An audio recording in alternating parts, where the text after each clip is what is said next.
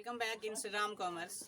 आज मैं फिर हाजिर हूँ बिहार विद्यालय परीक्षा समिति द्वारा जारी मॉडल पेपर के ईपीएस के बहुत ही महत्वपूर्ण क्वेश्चन का, जिसकी संभावना आपके इस 2021 एग्जाम में अत्यधिक बनता है कि ये क्वेश्चन आएंगे ही, क्योंकि जो बिहार विद्यालय परीक्षा समिति देता है क्वेश्चन वो चुनिंदा क्वेश्चनों में एक होता है और उसकी संभावना बोर्ड परीक्षा में आने की ज़्यादा होती है। ऐसा नहीं है कि वही क्वेश्चन रहेगा, लेकिन इसकी संभावना आप ज़्यादा मान सकते हैं। उसी कड़ी को आगे बढ़ाते हुए चलिए बिना किसी देरी के शुरू करते हैं और जानते हैं ईपीएस के महत्वपूर्ण ऑब्जेक्टिव क्वेश्चनों का आंसर।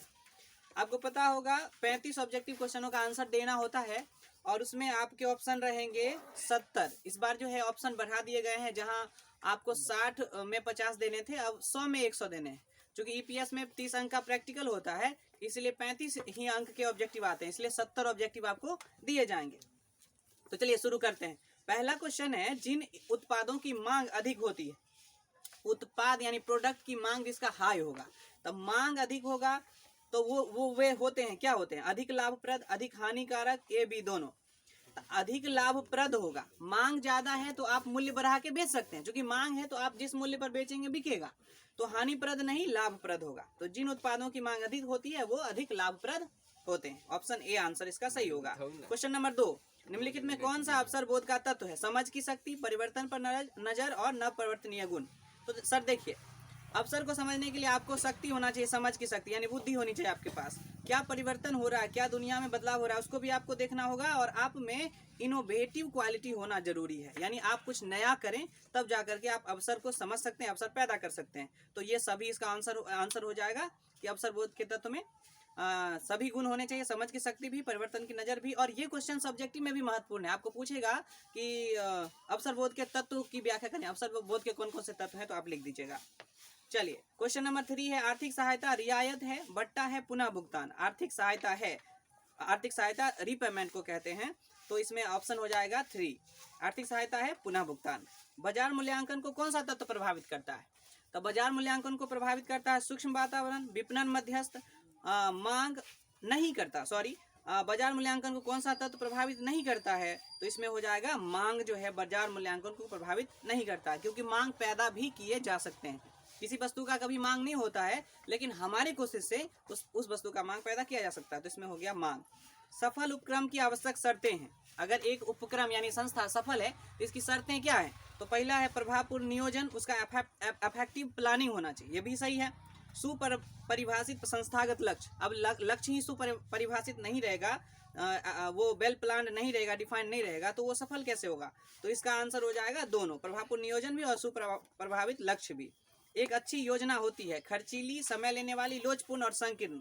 तो देखिए, खर्चीली है तो अच्छी कैसे है? सब चाहते हैं कम में अच्छा हो, तो अपव्यय हो मतलब अपव्यय ना हो, मतलब वो सस्ती हो, खर्चीली ना हो, तो अच्छी योजना होगी। समय लेने वाली भी नहीं होनी चाहिए, लोचपूर्ण होना चाहिए। लोचपूर्ण का मतलब होता है आवश्यकता अनुसार उसमें बदलाव किया जा सके। तो एक अच्छी योजना होती है लोचपूर्ण। नियोजन होता है भूतकाल के लिए, भविष्य के लिए, वर्तमान के लिए और सभी अवधियों के लिए। जो समय बीत गया उसके लिए प्लानिंग करके आप कर भी क्या सकते हैं।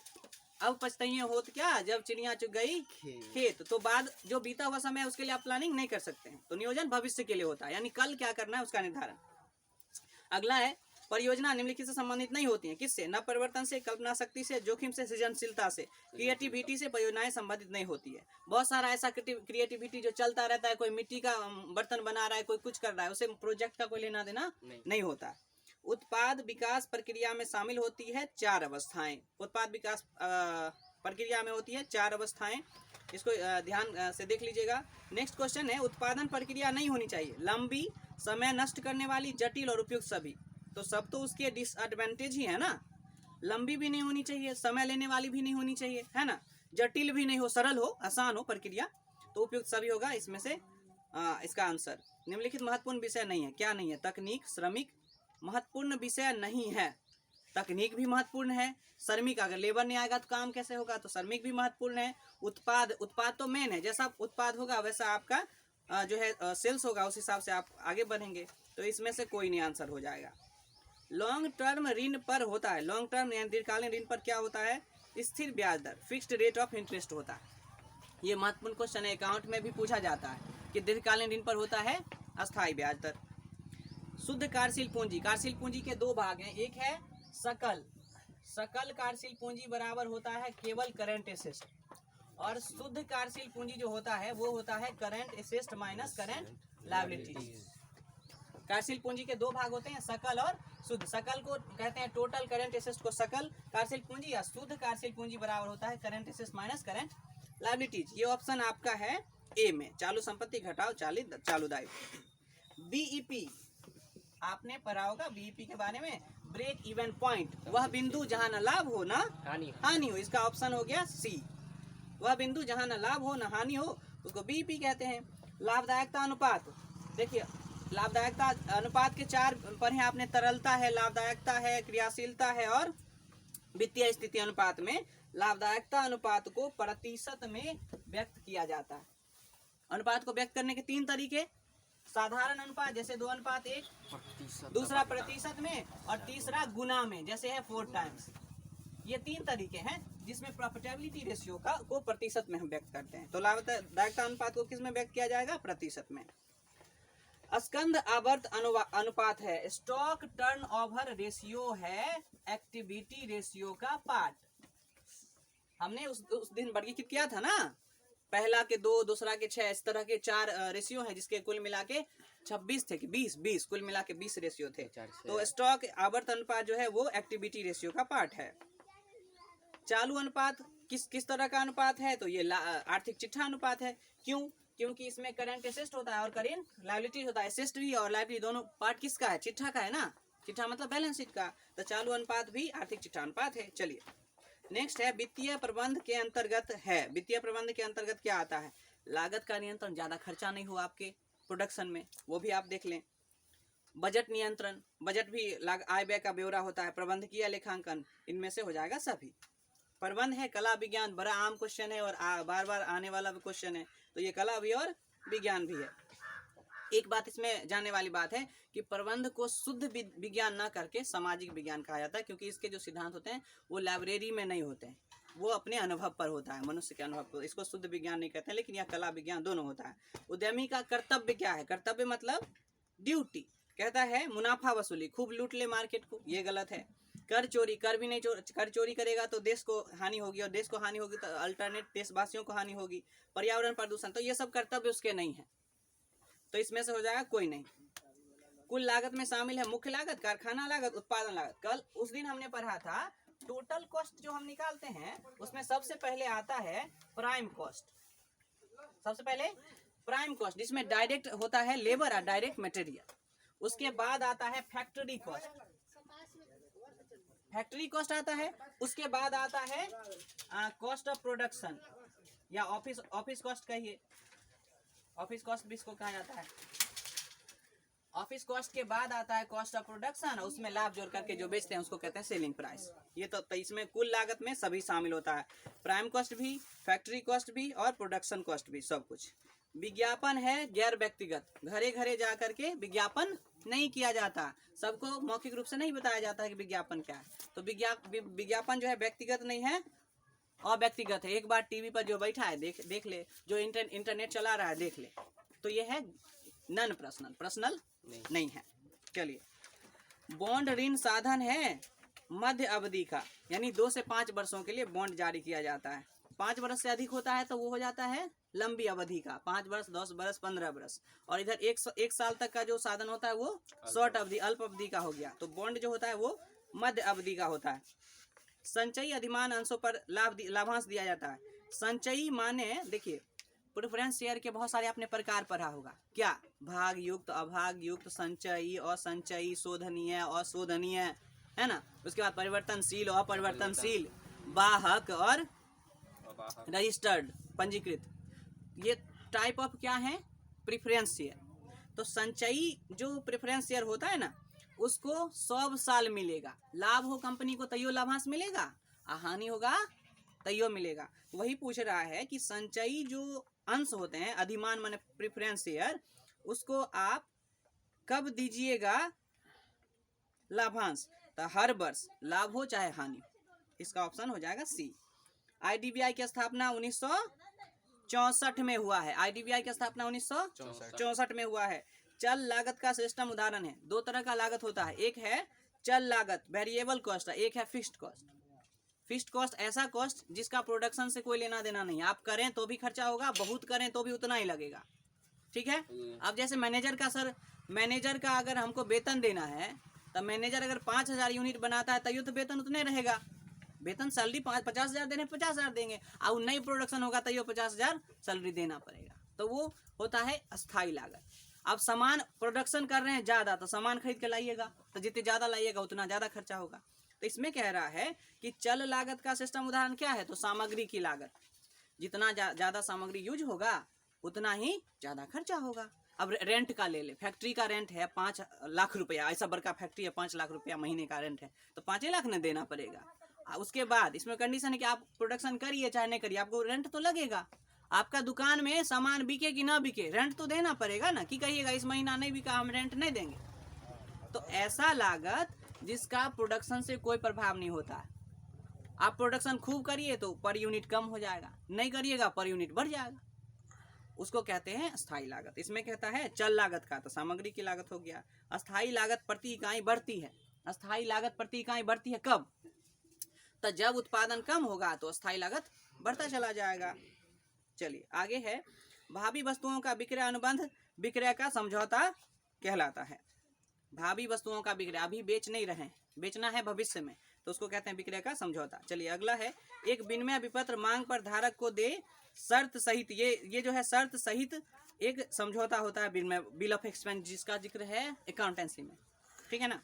चलिए विपणन पर जो खर्च होता है वो क्या है, विनियोग है, क्योंकि आप जो मार्केटिंग में खर्चा करेंगे वो वसूल लेंगे किससे, ग्राहक से, क्योंकि सारा खर्चा आप उस पर जोड़ देते हैं। लेबलिंग का, पैकेजिंग का, एडवर्टाइजिंग का, जो भी खर्चा होगा सब प्रोडक्ट के दाम में जुड़ जाता है, उसी को ना हम टोटल कॉस्ट कहते हैं सर। सब कॉस्ट जोड़ा जाता है, prime cost, factory cost, cost of production जोड़ के टोटल कॉस्ट आता है, तो उसमें एडवर्टाइजिंग, लेबलिंग, पैकेजिंग सब आता है। चलिए कहता है उत्पादन रूपरेखा की प्रक्रिया को 2 वर्गों में बांटा गया है। आदर्श चालू अनुपात अकाउंट के लिए भी महत्वपूर्ण क्वेश्चन है, 2:1 होता है। त्वरित अनुपात 1:1 होता है। अंशदान क्या है, कंट्रीब्यूशन, बीईपी भी ब्रेक इवन पॉइंट ज्ञात करते समय ये महत्वपूर्ण है कि आपको कंट्रीब्यूशन आना चाहिए। तो कंट्रीब्यूशन बराबर होता है सी बराबर होता है एस माइनस बी, जहाँ सी कंट्रीब्यूशन जिसको हिंदी में अंशदान कहते हैं, एस हो गया सेलिंग प्राइस यानी विक्रय मूल्य, और बी हो गया वेरिएबल कॉस्ट। तो ये पूछ रहा है बीपी मतलब क्या होता है, तब बीपी का मतलब होता है ये सेलिंग प्राइस और घटाव वेरिएबल कॉस्ट।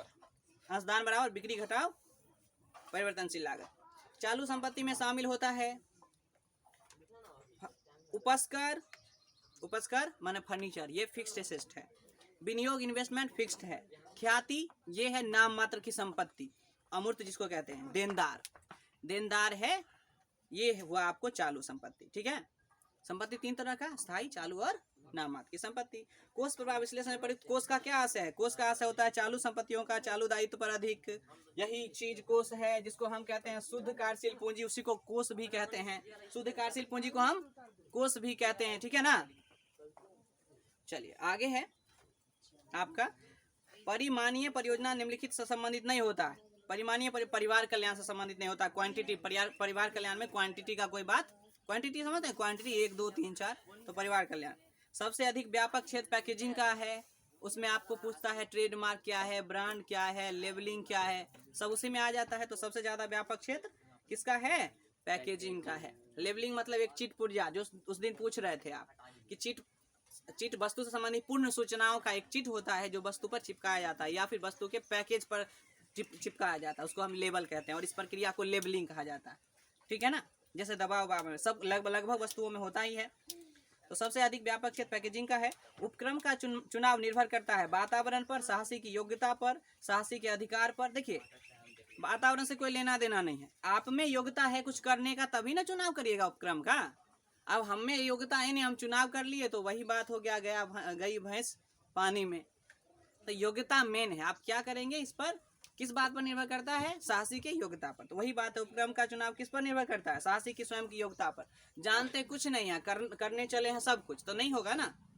तो सबसे बड़ी योग्यता होती है। प्लांट एवं मशीनरी पर ह्रास है कोष का स्रोत, क्योंकि ह्रास जो आप रिजर्व करके रखते हैं वो किसी को देना नहीं होता। कोई आपसे लेता नहीं। आप देखिए, आप पढ़े होंगे डिप्रिसिएशन में क्या होता है, जो अस्थायी संपत्ति होता है उसका 10%, 20%, 15% जो जमा करके रखते हैं, किस लिए करते हैं, ताकि भविष्य में अगर उसको बदलना पड़े, उस मशीनरी तैयार खराब हो जाएगा, उस दिन क्या करेंगे, तो उस दिन करेंगे, फिर तब तक तो पैसा हमको जमा हो गया, तो स्रोत हो गया, ठीक है ना।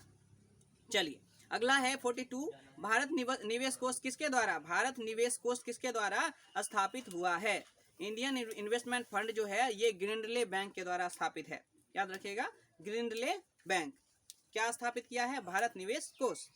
व्यवसाय का नियामक ढांचा संबंधित होता है व्यवस्थापन से, नियम बनाने से, अधिनियम लागू करने से, सभी। नियामक ढांचा का मतलब होता है रेगुलेटरी फ्रेमवर्क, जो रूल रेगुलेशन है, जो लॉ है संबंधित, जो भी व्यवसाय करते हैं उसमें कुछ ना कुछ लॉ है, कहीं जीएसटी लेना है, कहीं वैट वैल्यू एडेड टैक्स लेना है, कहीं लाइसेंसिंग की प्रक्रिया है, तो ये सब प्रक्रिया आता है नियामक ढांचा से, जिसमें ये सब शामिल होता है, ठीक है।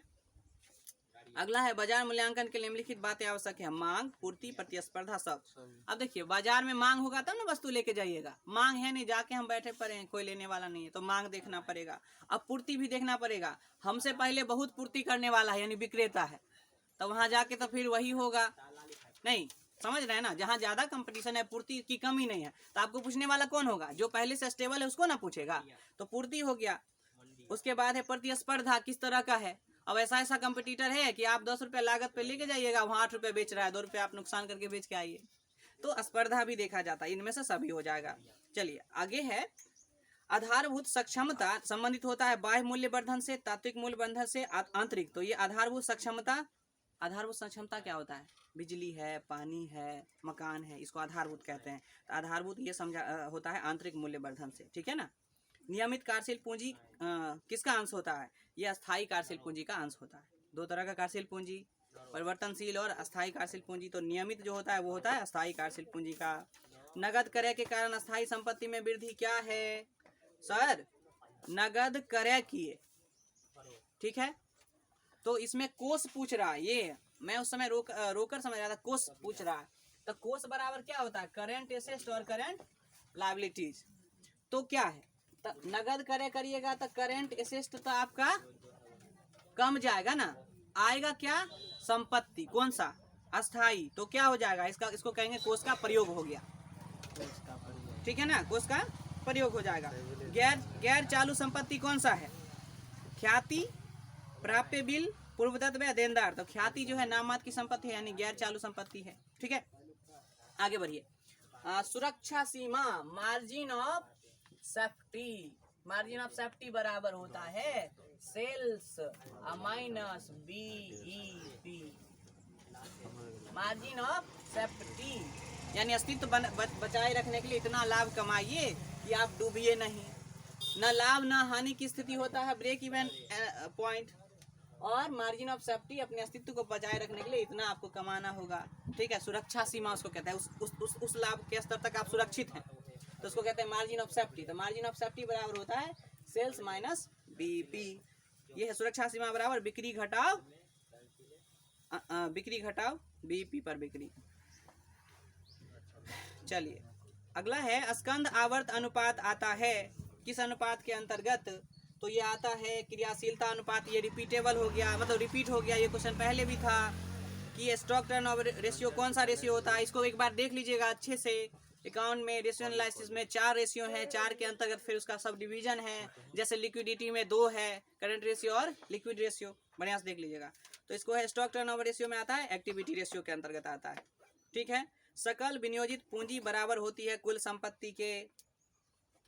साहसिक पूंजी विचार सर्वप्रथम कहाँ से आया, अमेरिका से आया, साहसिक पूंजी विचारधारा कहाँ से आया, अमेरिका से। श्रम ग्रहण प्रौद्योगिकी उपयोगी है किस देश के लिए, विकासशील देशों के लिए, हमारे जैसे देशों के लिए श्रम ग्रहण तकनीक आवश्यक है। उत्पादन प्रबंध होता है, उत्पादन नियोजन, उत्पादन नियंत्रण, किस नियंत्रण, सभी से। व्यक्तिगत विक्रय जो है वो है मौखिक प्रस्तुति, लोगों के पास जाइए, उनको बोलिए कि हम ये प्रोडक्ट बनाते हैं, बेचते हैं, आप ले लीजिए, इसको कहते हैं व्यक्तिगत विक्रय, पर्सनल सेलिंग, ठीक है। बैंक साख अल्पकालीन वित्त का स्रोत है, बैंक साख अल्पकालीन वित्त का स्रोत है।